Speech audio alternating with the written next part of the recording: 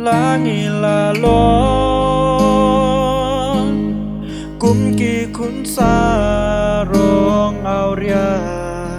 ki bala phet sakma nakaying ukba ngis ngau ba ji im kam don jing ker man chu ben ban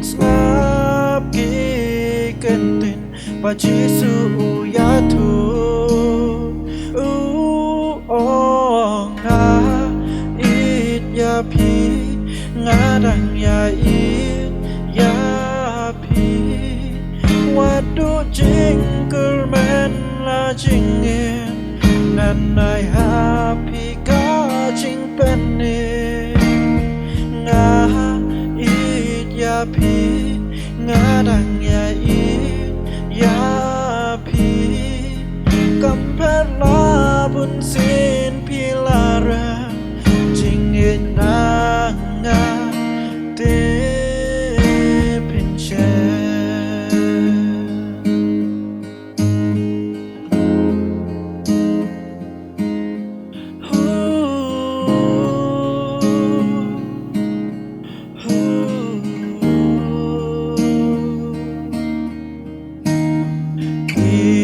jingle ni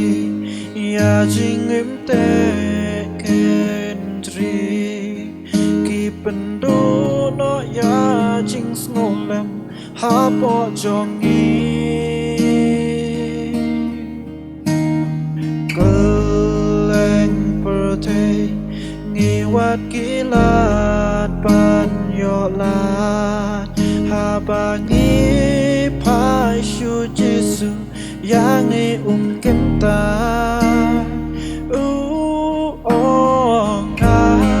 it ya pi nga dang ya it ya pi what do jingle man la jingin ngan ai happy ka jing pen ni nga it ya pi nga dang ya it ya pi compare la bun sin pi la